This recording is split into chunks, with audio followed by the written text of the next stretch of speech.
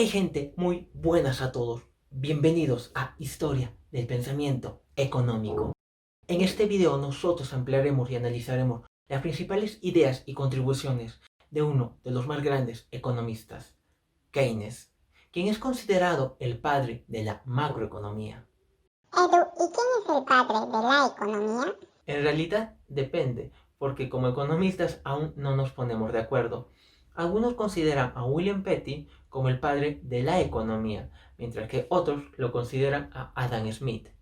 En el campo de la microeconomía, Alfred Marshall creo que sí es generalmente considerado el padre de la microeconomía, y en el tema de la macroeconomía, pues muchos consideran a Keynes, pero otros economistas lo consideran a François Quesnay. Dejando de lado lo anteriormente mencionado, las ideas de Keynes toman gran importancia después de la Gran Depresión de los años 90.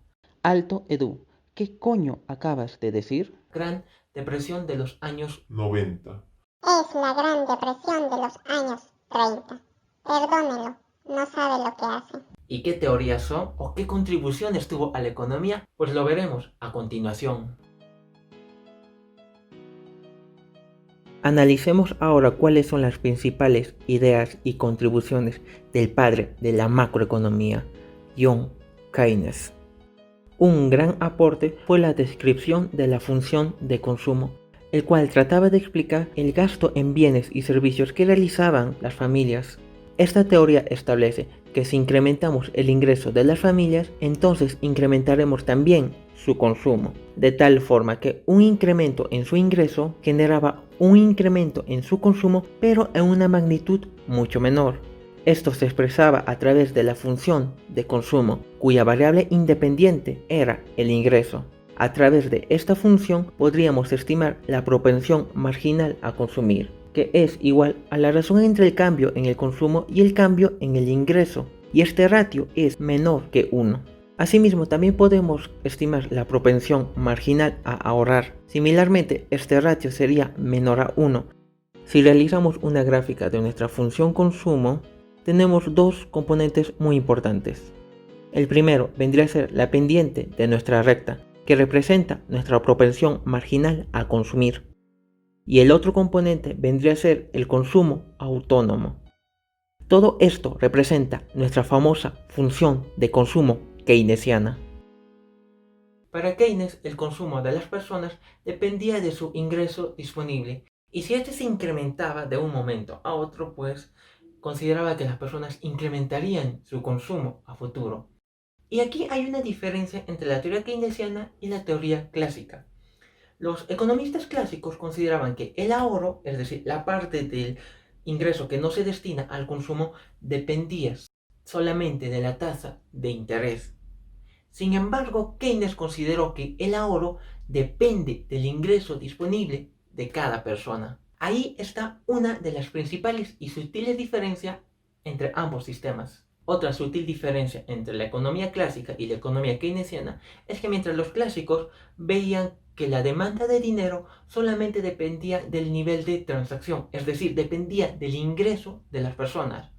En cambio, Keynes a esta demanda de dinero le añadió el motivo especulativo.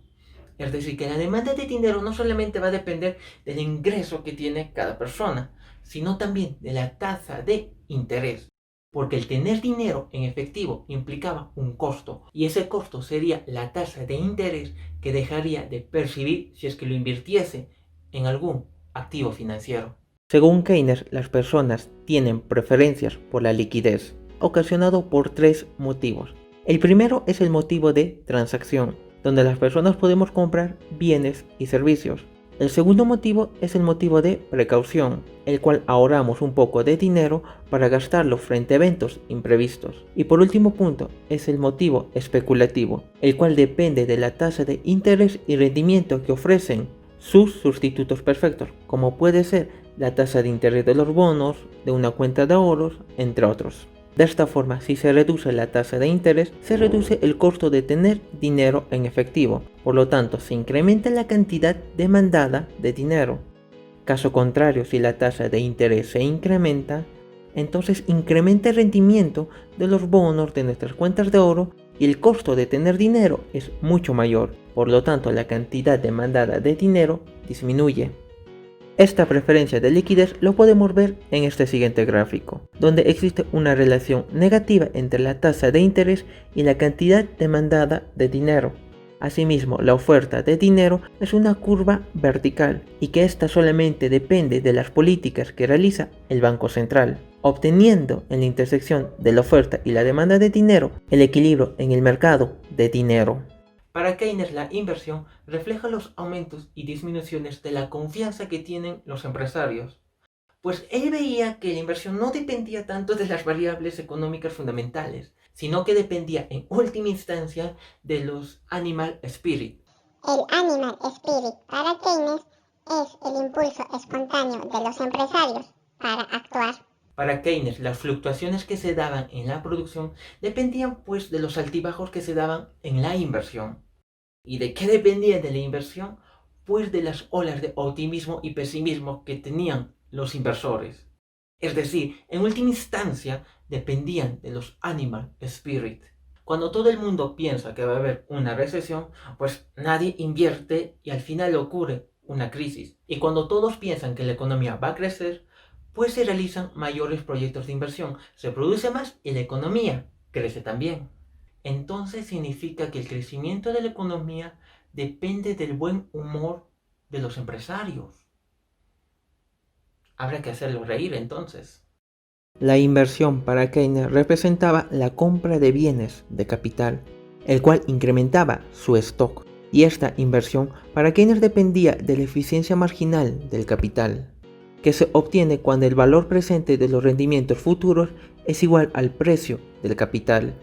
Supongamos que el precio del capital es K sub S y los rendimientos futuros de esta inversión es R sub 1, R sub 2, R sub N. Pero estos rendimientos los descontamos a una tasa de descuento llamada R. Y ese R que iguala esta ecuación es la eficiencia marginal del capital. Y para tomar decisiones de inversión se tiene que comparar con la tasa de interés, que es el costo de realizar un préstamo. Por lo tanto, si la eficiencia marginal del capital es mayor que la tasa de interés, entonces conviene invertir en dicho proyecto. Caso contrario, si la eficiencia marginal del capital es menor que la tasa de interés, pues no conviene arriesgarse en la inversión. Si nosotros graficamos esta relación, donde en el eje Y estaría la tasa de interés y en el eje X la inversión, veríamos que existe una relación negativa, pues a menor tasa de interés, mayor será la inversión que se realice. Y este gráfico representa la curva de demanda de inversión. El multiplicador. Creo que es una de las más grandes contribuciones que hizo Keynes a la teoría económica.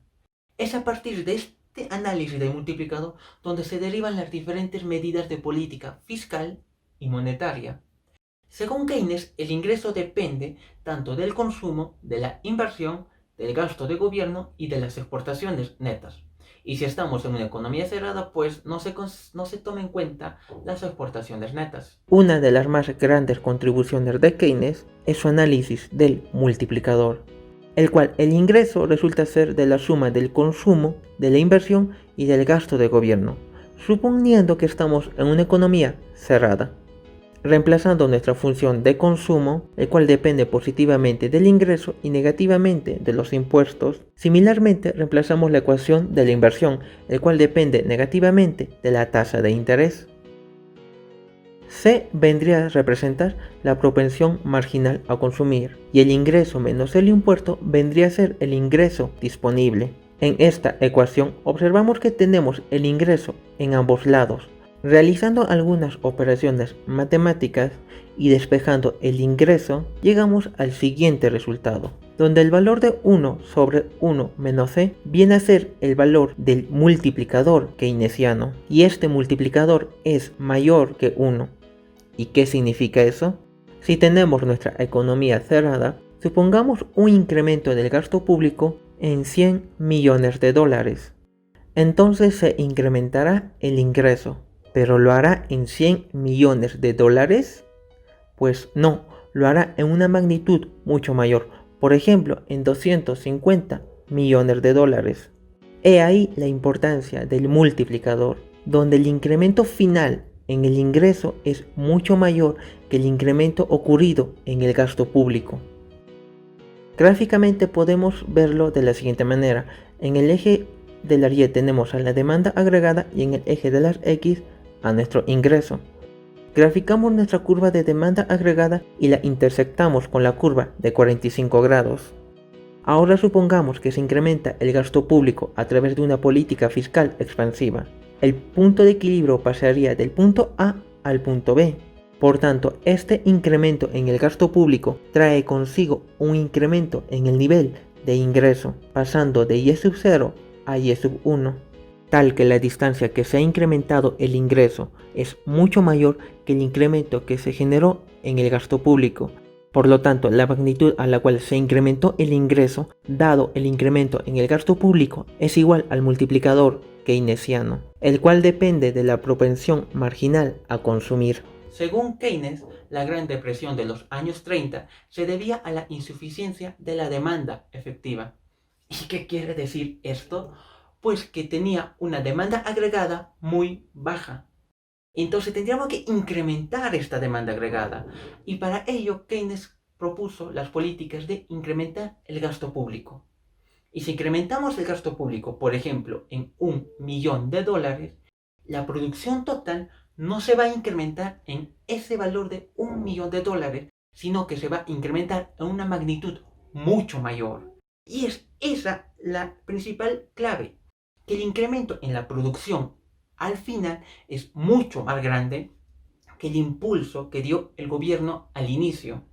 Es ahí de la importancia de las políticas keynesianas de reactivación económica. Y mucho cuidado, porque si yo quiero incrementar el gasto público constantemente para incrementar la producción más allá de su capacidad, más allá de su límite, al final tendría un problema de inflación y un problema de déficit fiscal. Resumiendo todo esto, si tú actualmente estás saliendo con un economista que es liberal, pues invítale a ver Netflix. Y una vez que están en vuestra casa, le dices que le mentiste, que no tienes Netflix, pero que le vas a enseñar el multiplicador. Muy bien amigos, espero que este video les haya gustado. Por favor no olvides de suscribirte al canal y darle un buen me gusta. Si quieres profundizar un poco más sobre las ideas de Keynes, hice este video de acá. Y por el contrario, si tú eres una persona que rechaza las ideas de Keynes, hice también este otro video que estoy seguro te va a encantar. Recuerda que en este canal seguiremos hablando de más autores de la economía. Nos vemos. Hasta la próxima. Cuídense.